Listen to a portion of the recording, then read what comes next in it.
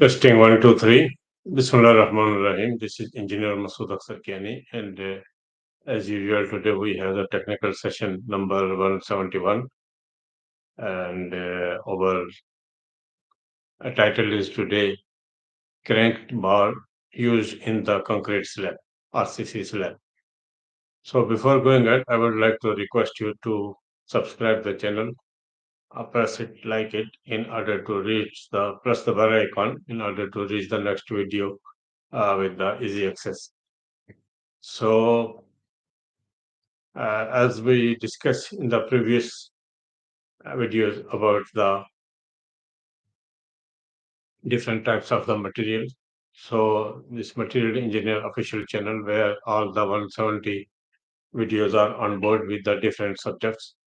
So we will discuss this today's topic. Why the crank bar used in the concrete slab? Crank bar is a main the bent up bars are the provided on a top of the reinforcement to resist the negative bending moment hogging at the support of the slab and to resist the shear force of the for the support to reduce the risk of the brittle failure of the slab columns and the connections where the crank bars are located in the slab.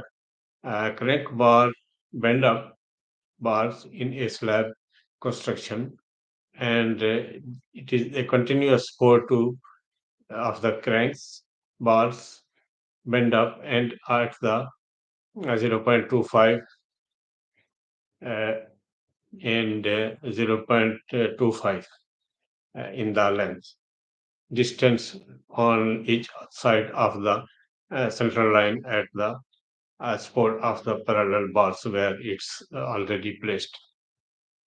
So people are asking the purpose of the crank bar used in the slab because the crank bars are provided a slab to resist hogging, negative bending, and a movement at the supports. The counter at the risk of the failure and also at the slabs, it's more sustainable as compared to the normal bars where the movement of inertia and the bending bars is provide the support to the uh, down laid parallel bar. So it is also a very good uh, power stress to the all whole scenario of the wall.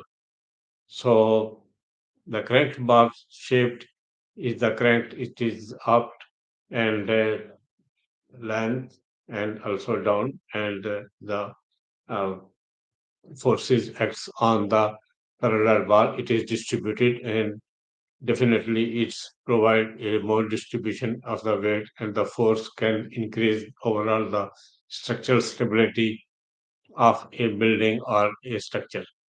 On the projects why the stability is crucial, such as the bridges and the buildings and the tall buildings, this is a particular important because this one also a weight of the reinforce and it is a hanging, and also there is dead load also and the air loads also, and different types of the loads act upon to the bars. So this was also a length reinforcement. Basic civil engineering crank is a slightly bending at the bars at the lap of the to maintain a clear cover even at the uh, lap position. Uh, the rule that is the generally particular in the slope of the cranks 1.10, and the minimum length of the crank is 300 mm. Crank specification is only alternate the bars will be the crank bars are provided at the slope of 1:10.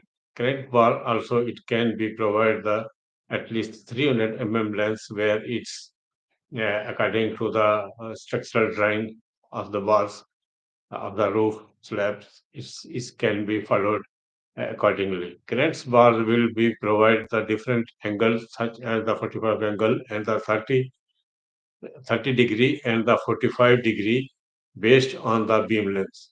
So, what is the 0.42D crank bar?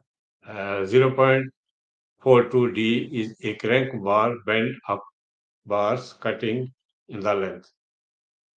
Here, the bent up part of the crank bar is named side AC, where it's added a clear span in the calculation. We already include the length of side and the side in it have to take a extra remaining length of the sides and by the deducting the sides BC from its.